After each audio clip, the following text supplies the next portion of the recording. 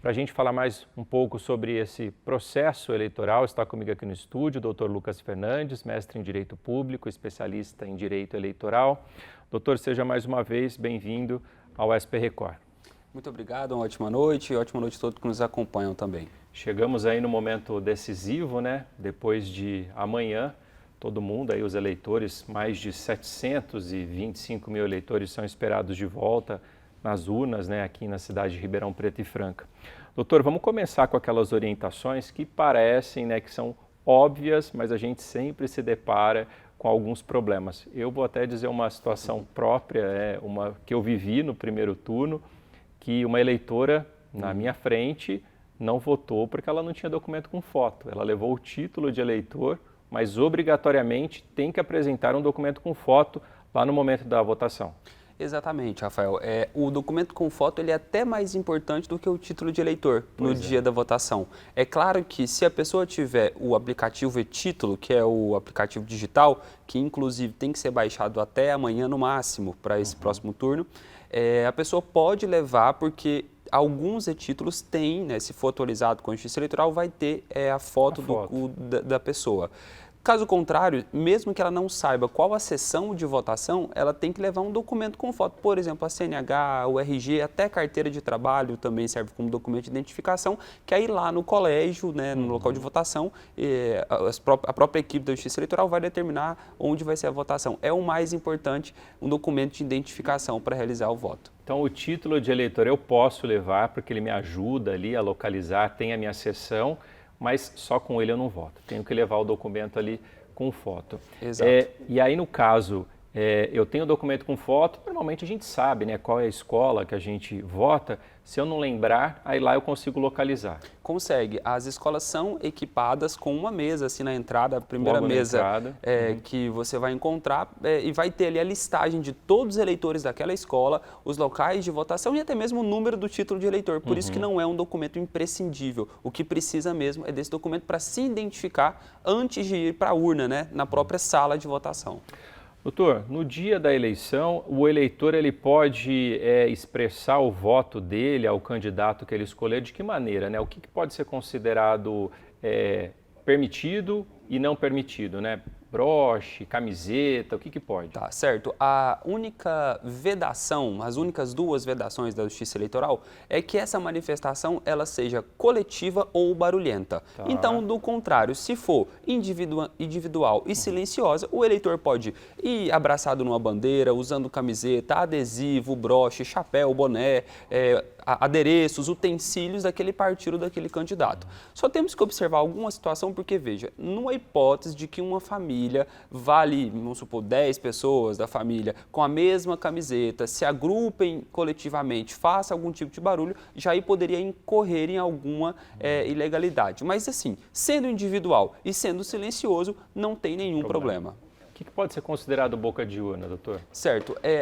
A boca de urna pressupõe a intenção de dobrar o voto do outro eleitor. É diferente de, por exemplo, nós dois somos amigos, nos encontramos na sessão e eu falo assim, em quem que você vai votar? Sabe desse candidato? Isso não é boca de urna, mas quando é articulado para coibir, forçar ou constranger uma pessoa a votar em alguém, aí se caracteriza nessa conhecida e chamada boca de urna. Vai ser apurado caso a caso, mas tem que ter essa intenção de constranger e coagir a outra pessoa.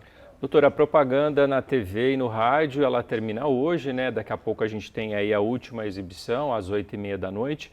Na internet, como é que são as regras? Pode, não pode? Aquele impulsionamento, né, que é o pagamento para que apareça a publicação para mais gente, isso daí tem data para acabar? Certo. Amanhã é o dia final e derradeiro das propagandas eleitorais. Amanhã o que é permitido? No sábado, antes da votação, das 8 da manhã até as 10 da noite, os candidatos podem fazer panfletagem, distribuir material gráfico, pode haver também uso de alto-falantes, né, divulgação por SOS, não tem nenhum problema, e também pode haver aquelas três movimentações, passeata, caminhada ou carreata. É possível que isso aconteça amanhã.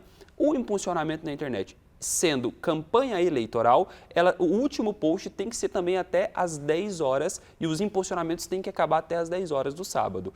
O post pode continuar ali, por exemplo, no Instagram, no Facebook, mas ele não pode ter um post novo no domingo pedindo voto, né? Então, o máximo na internet até às 10 horas da manhã para novos posts. O que os candidatos vão fazer, e isso é do marketing da política, é no domingo de manhã fazer um vídeo falando sobre a importância da votação, mas não pode ver pedido explícito de voto até às 17 horas do domingo, que é quando começa a apuração. Por exemplo, no domingo, o candidato pode colocar a rotina dele, indo votar, isso daí é permitido, essa divulgação? Isso é permitido, não pode ver um pedido explícito ou uma coação para o eleitor. Ele dizer que foi votar, está almoçando com a família, está aguardando em casa, isso não é vedado. Doutor, a gente teve algumas situações no primeiro turno, né, que no dia da eleição, próximo a escolas, né, a locais de votação, alguns candidatos deixaram lá material de campanha, né? Aquela bandeira, né? Perto dos locais, em rotatórias. Isso é proibido? Absolutamente proibido, por um motivo muito simples. O eleitor ele tem que ser livre no dia da votação. Então, o candidato que quer usar ali qualquer tipo de artifício, até o que a gente conhece como derramamento de santinho, que a gente viu no primeiro turno, que essa prática tão nefasta, inadequada, polui o meio ambiente, além de ser ilegal, não pode ocorrer no dia da eleição. Nenhuma propaganda eleitoral pode acontecer no domingo antes das 5 da tarde, que é quando fecham as urnas. Então, ter bandeira, distribuir panfleto, de alguma maneira adesivos, qualquer tipo de sinalização, de distribuição de material não pode também acontecer. Se o eleitor verificar uma situação como essa, ele pode reagir de duas formas que são as mais fáceis. Ou ele pode ligar no cartório eleitoral para informar essa situação e a equipe do cartório da Justiça Eleitoral vai mandar para retirar ou aquele santinho, ou para retirar a bandeira, ou para fazer a limpeza de uma pinchação, algo assim, ou ele pode denunciar pelo aplicativo Pardal, que é um aplicativo da Justiça Eleitoral especialmente desenvolvido, e lá tem como mandar foto, mandar um relatório, vídeo, para noticiar propagandas irregulares, a exemplo dessa que nós demos no domingo. O senhor falou agora desse caso aí, né, do que pode gerar aí uma denúncia, o caso do santinho ali no chão, e aí as pessoas, né, o eleitor, eles podem fazer essas denúncias. Mas existe alguma fiscalização dos órgãos aí de eleitorais que podem, por exemplo, chegar até um local, a uma escola e ver que tem santinho de um determinado candidato e que pode gerar uma punição? Com certeza. Essa fiscalização é realizada tanto pela Justiça Eleitoral, com os mesários, os dirigentes de escola. Então, quando chegar para abrir a escola da votação, o presidente daquele local de votação pode verificar isso, noticiar para o cartório eleitoral.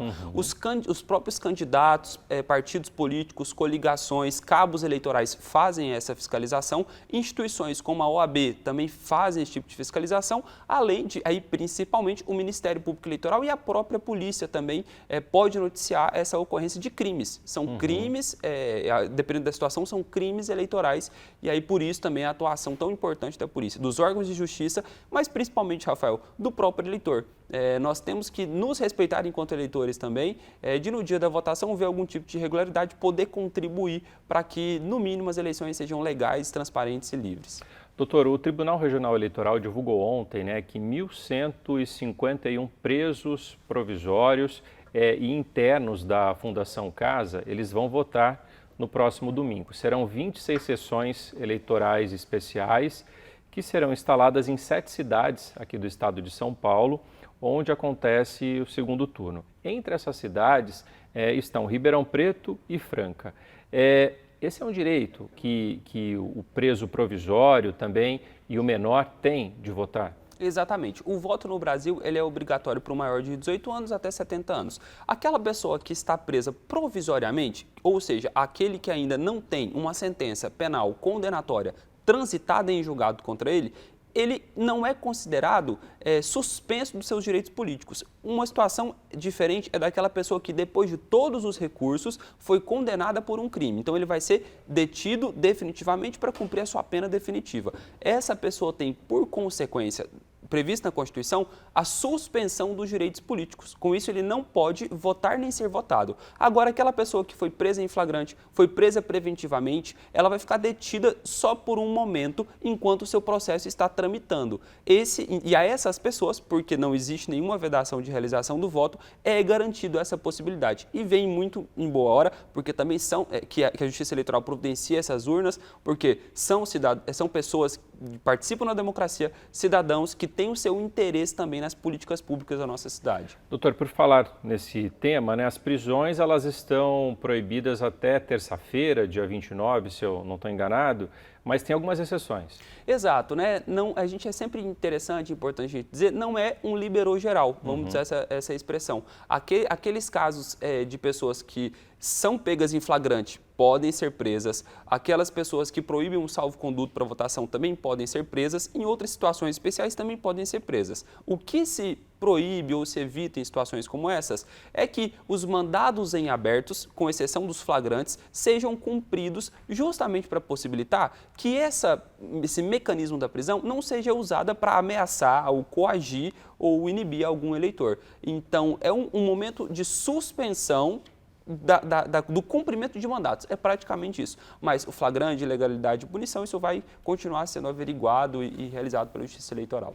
Doutor, agradeço bastante a presença aqui no SP Record por esses esclarecimentos e que o nosso domingo de eleições aqui em Ribeirão Preto e Franca seja o mais tranquilo possível. Eu que agradeço, é sempre uma satisfação. Um ótimo voto para todos no próximo domingo. Obrigado, doutor.